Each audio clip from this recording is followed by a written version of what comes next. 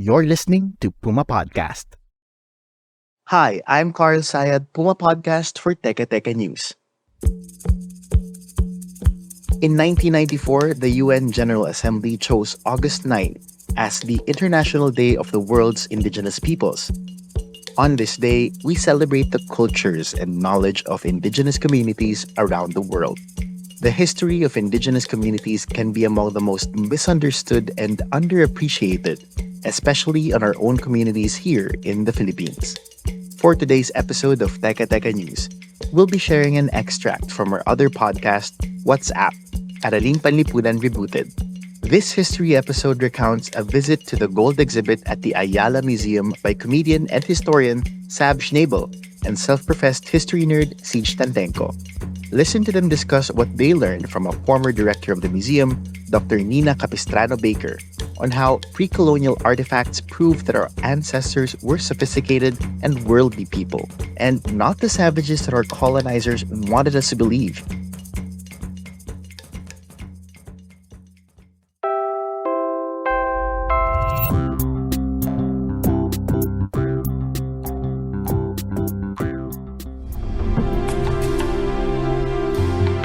A wall ahead lights up with images of our pre-colonial gold. And then the floor lights up, and you realize that all along your feet have been resting on glass encasing actual artifacts. Doors to the side slide open and reveal countless golden treasures, gleaming jars and bowls, luxurious jewelry for men and women, delicate sculptures, and the crowning jewel. Under its own spotlight, a gleaming gold belt known as the upavita. It's made of countless golden loops and is meant to show the datu's position in society. Almost 5 feet long, the intricate piece hangs like a sash across its bearer's chest before looping around the waist. At about 4 kilos of pure gold, it's so heavy that it broke the mannequin built to carry it. The upavita is not about practicality. It is 100% a flex to show off wealth and status. Our pre-colonial ancestors were decked out in serious bling. Pieces like this belt challenge common misconceptions about our heritage. Here at What's Up, we like to say our history didn't start in the West in 1521. So today, let's start in the West in 1521 because we want to explain what Magellan saw when he first came to these islands. Magellan went on his voyage to find the Spice Islands, which are in present-day Indonesia. The problem was, Magellan thought that the journey from South America to the Spice Islands was about 3 to 4 days. And he was wrong. It took close to 4 months. Oops. So by the time he sailed into the Philippine Islands, his crew was a bedraggled, malnourished, sick mess. You can just imagine this ship of sailors with wild beards and scurvy making it to what they thought were part of the Spice Islands, and who comes to meet them? Not hunter-gatherers, but sophisticated people on houseboats wearing gold. Antonio Pigafetta, the chronicler of Magellan's voyage, describes the locals they met. He wore 2 gold earrings in his ears, and the others many gold armlets on their arms and kerchiefs about their heads.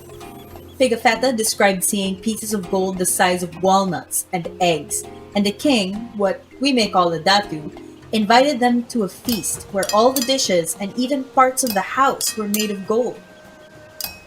According to their customs, he was very grandly decked out. He had a covering of silk on his head and wore 2 large golden earrings fastened in his ears. At his side hung a dagger, the haft of which was somewhat long and all of gold, and its scabbard of carved wood. He had 3 spots of gold on every tooth, and his teeth appeared as if bound with gold. Wait. Did Pigafetta just say that the Datu had grills? Yes, but we'll get to that later. Oh, everyone's in gold. Even the slaves are wearing gold.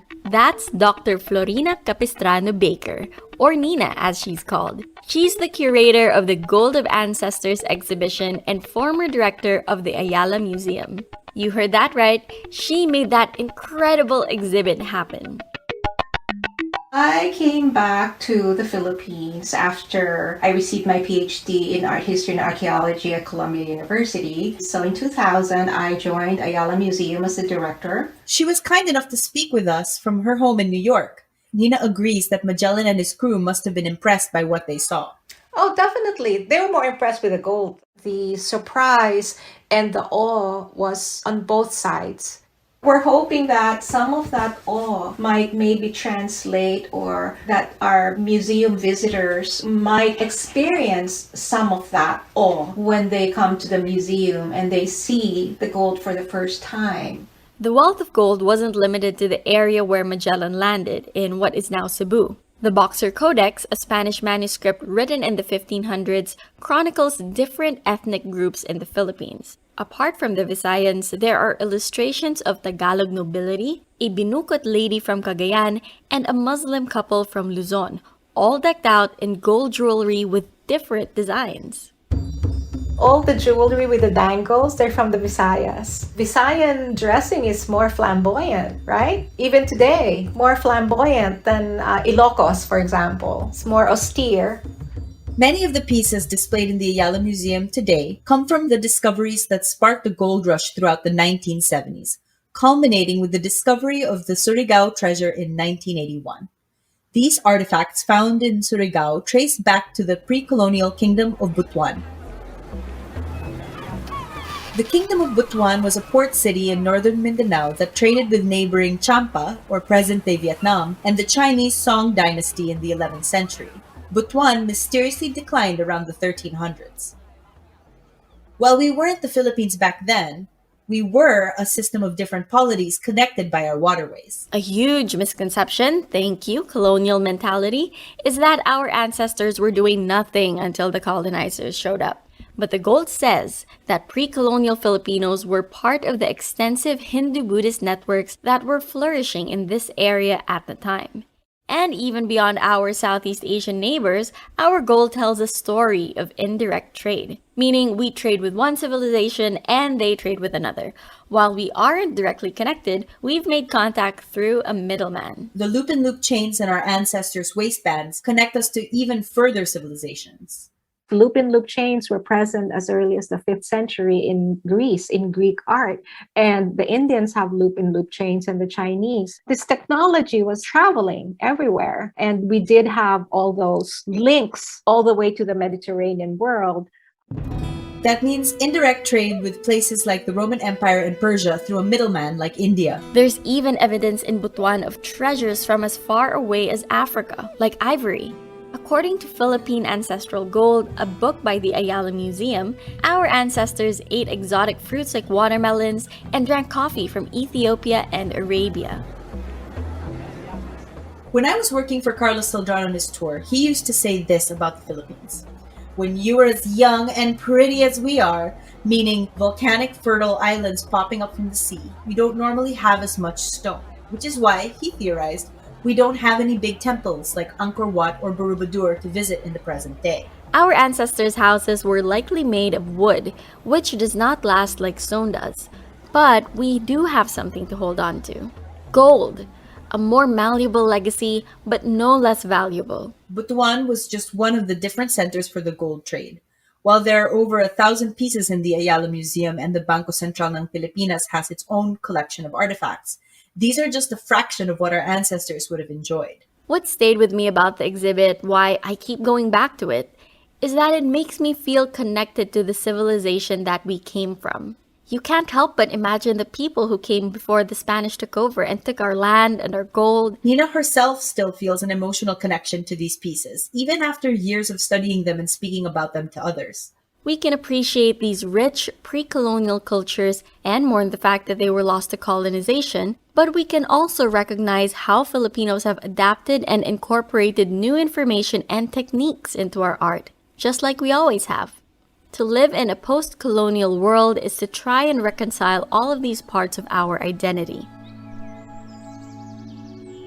When I was in college, I thought this was just, some college exercise that you do an essay on searching for identity and all that. And then you realize, wait, it's never going to leave. It's an ongoing battle to find who you are, to explain, to try to share the insights that you've gained about who you are, who we are as a people, and also, I guess, to share that with the rest of the world, that this is us. We're trying to recover who we are because it's so confusing. Like, what are we? Are we Chinese, Spanish, American, or what? And I think that's something that's unique to people from colonized countries. I'm gonna sound mushy, but like, why did you go back? Because I had to serve. I had to give something back. We feel that way precisely because we were colonized, and we're trying to find ourselves, and we're trying to recover ourselves, our sense of self, our sense of identity. The exhibition is meant to celebrate our culture, our forgotten culture before Western intervention. And it's something that I hope will add another dimension to our notion of ourselves, that we think of ourselves not as savages who were thankfully colonized by these Western intruders, but that we are a very resilient people with a distinguished history that we can be proud of, and that we're able to adapt and evolve through the times. For those who are searching for identity and what is it to be Filipino, the real answer is not trying to go back to a pristine, pure, authentic self, but to accept ourselves as we are, because this is what Filipinos are. We have this long history that goes back to the Middle Ages, to before that, and we are able to continually develop, and we are able to excel in what we do because of our resiliency and our inherent intelligence.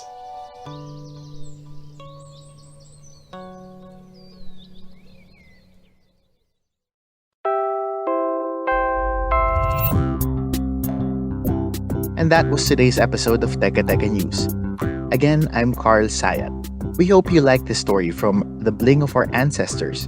For more episodes on Philippine history, search up WhatsApp at Araling Panlipunan Rebooted. That's WhatsApp on your favorite podcast app. Maraming salamat po.